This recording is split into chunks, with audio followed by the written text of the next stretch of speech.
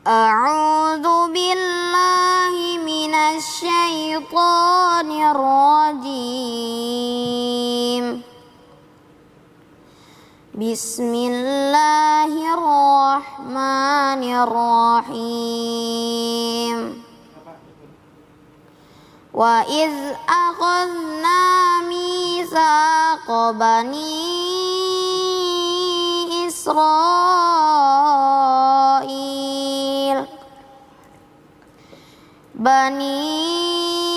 Israil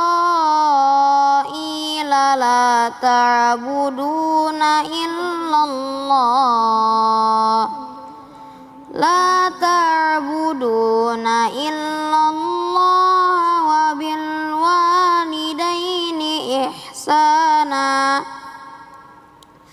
wa bil walidaini ihsana wa dzil qurba wal yatama wal masakin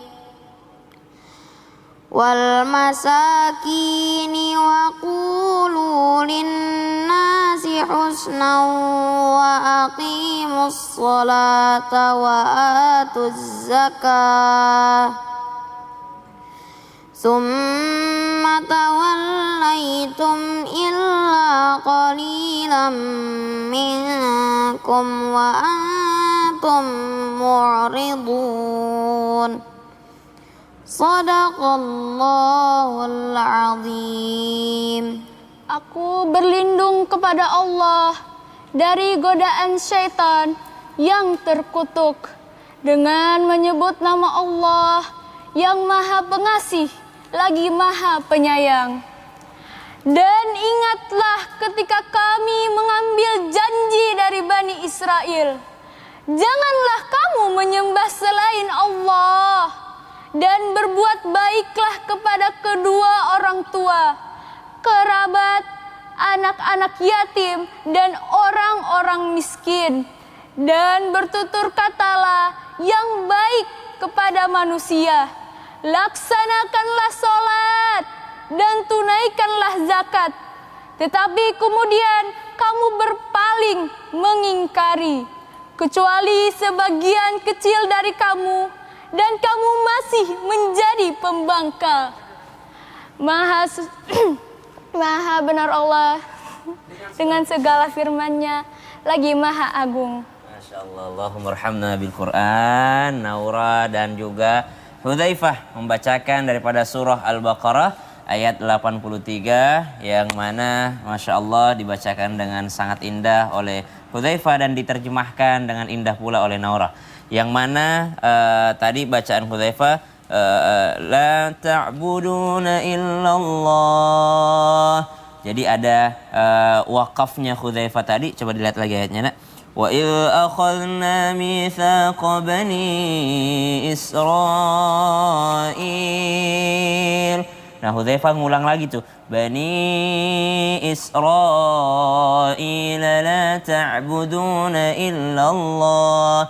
Tapi kalau tidak mengulang pun itu insya Allah tidak merusak makna. Jadi karena Allah katakan ingatlah ketika kami ingatkan kepada Bani Israel agar apa? Isinya langsung tuh la ta'buduna illallah. Jangan menyembah selain Allah. Jadi kalau langsung pun sebenarnya itu tidak mengapa karena tidak merusak daripada makna atau tidak memotong makna daripada sebuah ayat atau potongan ayat. Maka tidak usah sampai mengulang dari Bani Israel lagi. Cuma adabnya dalam membaca Al-Quran memang wakaf ibtida mengulang sedikit baru menyambung daripada ayatnya tadi. Wabil walidaini ihsana. Maka dipotong-potong pun itu subhanallah tidak mengapa. Karena yang tidak bagus atau yang tidak baik ketika membaca Al-Quran justru tanafus atau mencuri nafas. Ada orang yang memaksakan selesai satu ayat tapi malah mencuri nafas di dalamnya. Nah tadi Hudzaifah membacakan dengan baik, dengan indah Masya Allah. Naura pun demikian mengingatkan kita tentang makna ayat ini ataupun isi ayat ini dengan mengingatkan bahwa jangan menyembah selain Allah, bahwa bukan hanya umat Nabi Muhammad, umat sebelum Nabi Muhammad SAW, Bani Israel saja sudah diingatkan agar berbuat baik terhadap kedua orang tuanya. Apatah lagi umat baginda Nabi Muhammad SAW yang memang umat yang diutamakan oleh Allah Subhanahu wa taala, sehingga diberikan nasihat yang tidak jauh berbeda, bahkan menyempurnai daripada nasihat-nasihat sebelum diutusnya baginda Nabi Muhammad sallallahu alaihi wasallam. Sadaqallahul azim. Naura, Hudzaifah, kita ke tengah. Nah, Ustaz Syam juga komentar lirik-lirik dulu dia, ya kan, takut dijegal maminya ini. Hudzaifah. Ustaz Maulana ya kan, kalau misalnya anaknya ada kurang dikit, siap-siap dia. Tapi Naura ada miripnya sama peserta yang dulu tuh, ada juga seri tilawah awal-awal dulu tuh. Tapi Naura tuh pas porsinya. Kalau abahnya agak lebayan dikit. Beda generasi gitu ya. Beda generasi. Makasih banyak Naura, Hudzaifah, makasih banyak. Waduh, tepuk tangan dong. Untuk anaknya nggak mau ditepuk tanganin saya. Ini Masya Allah. Jamaah. Oh, jamaah. Alhamdulillah. Alhamdulillahirrahmanirrahim. Kembali lagi di Islam itu Indah ya, masih di tema kita hari ini, puasa Ramadan tahun ini. Apakah kalian masih bersama orang tua? Waduh, bahagia banget buat semua teman-teman yang masih bersama orang tua berpuasa ya. Nah, sekarang kita lanjut lagi nih, bicara masalah tentang terdahulu nih, kisah Rasulullah bersama para sahabat ketika Ramadan. Bagaimana nih sikap mereka kepada keluarga, terutama anak-anaknya. Bagaimana caranya mereka mengisi Ramadan bersama dengan anak-anaknya. Mungkin Ustaz Syam ada kisahnya nih, yang bisa disampaikan. Mohon izin, silakan Ustaz Syam. Bismillahirrahmanirrahim. Tabi guruku Ustaz Ridwan, Ustaz Maulana, Mas Fadli, serta guru-guru kami yang dimuliakan Allah Subhanahu wa taala. Masyhur kita dengarkan bahwasanya ketika perintah puasa datang ataupun turun kepada kaum muslimin, maka baginda Nabi sallallahu alaihi wasallam mengutus para sahabat untuk menyampaikan ini. Menyampaikan bahwa diwajibkannya berpuasa atas kaum muslimin. Ya, walaupun di awal-awal yang diperintahkan puasa adalah bukan bulan Ramadan, tapi yang diperintahkan adalah 10 Muharram atau hari Asyura.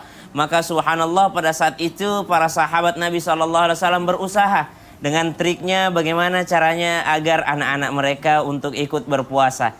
Karena berdasarkan ayat Allah Subhanahu wa taala, Ya ayyuhalladzina amanu qu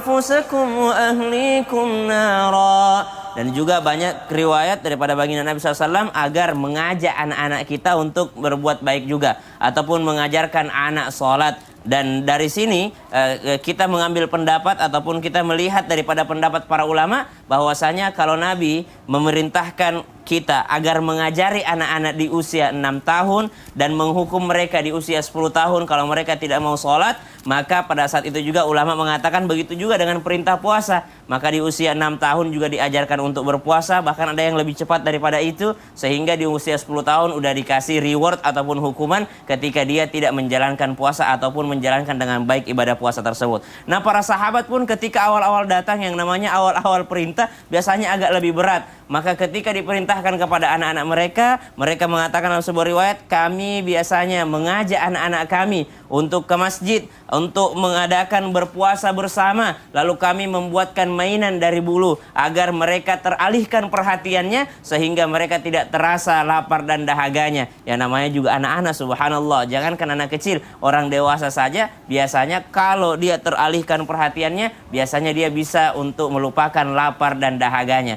Maka kalau dilihat para sahabat Nabi SAW juga mengajarkan, memberikan reward terhadap anak-anak, memberikan mainan terhadap anak-anaknya ketika sedang berpuasa Ramadan ataupun berpuasa yang diperintahkan Allah Subhanahu wa taala. Yang kedua, kalau kita mau lihat teladan daripada para sahabat Nabi SAW, Sayyidina Utsman bin Affan radhiyallahu anhu warda berkata dalam sebuah riwayat bahwa Sayyidina Utsman bin Affan kalau lagi sholat di bulan suci Ramadan, dalam sholat sunnah beliau, sholat malam beliau ini seakan-akan dalam satu rakaat itu menyelesaikan satu Al-Quran. Subhanallah, satu rakaat beliau bacakan 30 juz. Sahabat yang melihatnya, ini berapa lama ini Utsman ini berdiri, subhanallah. Seakan-akan beliau ini menyelesaikan daripada satu Al-Quran, menyelesaikan daripada 30 juz Al-Quran, 114 surah. Berarti begitu pula yang diajarkan terhadap anak-anak beliau. Begitu pula dengan Sayyidina Umar bin Khattab radhiyallahu anhu. Begitu lamanya beliau dalam melaksanakan sholat. Begitu pula dengan yang lainnya ketika mungkin bulan Ramadan diisi dengan i'tikaf ke masjid, mengajak anak-anaknya, atau bahkan meninggalkan daripada pasangan dan anak-anaknya di rumah yang mungkin belum bisa diajak ke masjid. Artinya para sahabat Nabi SAW juga menjalankan ibadah Ramadan seperti kita, namun generasi mereka generasi emas yang sangat sulit untuk kita dapatkan di zaman sekarang ini, karena mereka adalah teladan kita, mereka adalah contoh mulia kita zaman Nabi SAW bersama dengan para sahabatnya radhiyallahu anhum wa ardhahum. Jadi kalau berbicara mereka bersama dengan orang tua, mereka bersama dengan anak-anak, tentu saja Ramadannya diisi dengan tilawatil Quran, Ramadannya diisi dengan salat malam, Ramadannya diisi dengan berpuasa Ramadan, Ramadannya diisi dengan pendidikan terhadap anak-anaknya. Maka subhanallah, tidak ada yang berbeda antara zaman sekarang dengan zaman sahabat, cuma zaman sahabat lebih golden time lah, lebih mulia dibandingkan zaman sekarang karena beliau bersama dengan baginda Nabi sallallahu alaihi wasallam. Allahu taala alam. Memang pasti udah berat ya kalau misalnya kita bicara masa segala kebiasaan yang baru dimulai gitu. Iya. Apalagi ketentuannya pada saat itu bersama Nabi diperintahkan tiba-tiba untuk puasa. Waduh, langsung puasa kayak gimana tuh bentuknya gitu ya kan? Masih banyak pertanyaan, pasti agak repot saat itu ngejalaninnya. Ini Masya Allah nih buat jamaah Islam itu dan dirahmati Allah, kita lanjut lagi nih ya. Yang namanya di bulan Ramadan ini nggak semua anak beruntung ya. Kenapa saya katakan beruntung? Nggak semua anak masih beruntung punya orang tua di bulan Ramadan ini.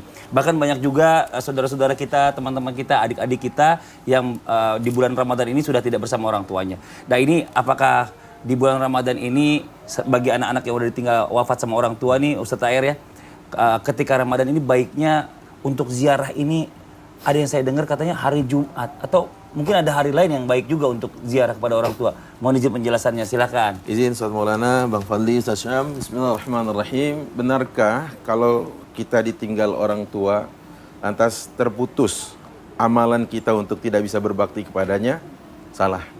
Masih banyak ya, diantaranya ad-du'a ilaihima, as-salatu alaihima, wastighfar lahuma.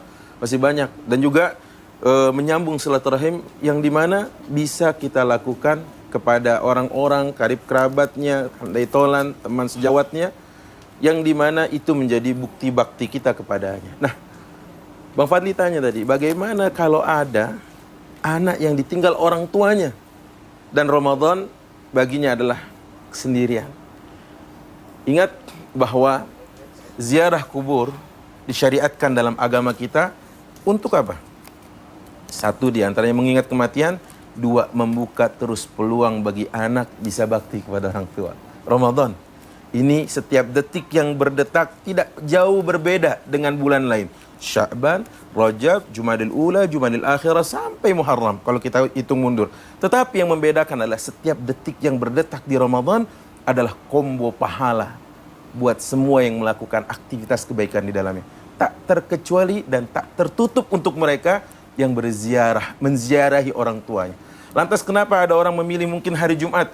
Karena mungkin dia mengincar bagaimana kombo pahala itu di hari Sayyidul Ayyam, ya, di hari atau di bulan Sayyidul Syuhur, ya, dia ingin memaksimalkan waktu terbaik. Kenapa? Karena ingin mendapatkan sekali dayung 2-3 pulau terlampaui. Itu yang dikatakan mungkin dengan istilah beramal cerdas di waktu terbatas. Dia ingin memaksimalkan bulan Ramadannya, dia ingin juga mendapatkan kemuliaan hari Jumatnya, dan ia ingin mendapatkan sunnah berziarah kubur. Dan dia ingin bakti kepada orang tua dengan berdoa, Rabbighfirli wali walidayya warhamhuma kama rabbayani shaghira. Sehingga memang tidak ada hadis khusus untuk menerangkan tentang itu. Tetapi ada dalil umum yang bisa dipakai selagi tidak ada dalil khusus. Karena al-'am yu'mal ala umumihi ma lam yakun dalilun khas. Para ulama usul mengatakan dalil umum tetap disikapi dengan keumumannya selagi belum ada dalil yang khusus yang menerangkan tentang keumuman hal tersebut tadi menjadi lebih khusus. Itulah makanya ayo maksimalkan waktu terbaik kita di bulan Ramadan, salah satunya menziarahi kubur orang tua kita. Wallahu a'lam. Masya Allah, jazakallah khairan katsiran. Terima kasih banyak Ustadz Air atas penjelasannya. Nah, waktunya sekarang kita menjawab pertanyaan-pertanyaan masuk yang dikirimkan oleh jamaah Islam itu yang ada di rumah nih. Kalau gitu langsung aja kita masuk ke segmen Tanya Dong Ustadz. Kami semua tanya dong Ustadz. Oke, langsung aja kita masuk ke pertanyaannya dari Instagram hamba Allah. Assalamualaikum Pak Ustadz. Waalaikumsalam warahmatullahi wabarakatuh. Saya tinggal dengan bapak saya dikarenakan orang tua saya bercerai. Bapak saya sholatnya suka bolong-bolong dan juga tak menjalankan puasa karena katanya suka sakit lambung.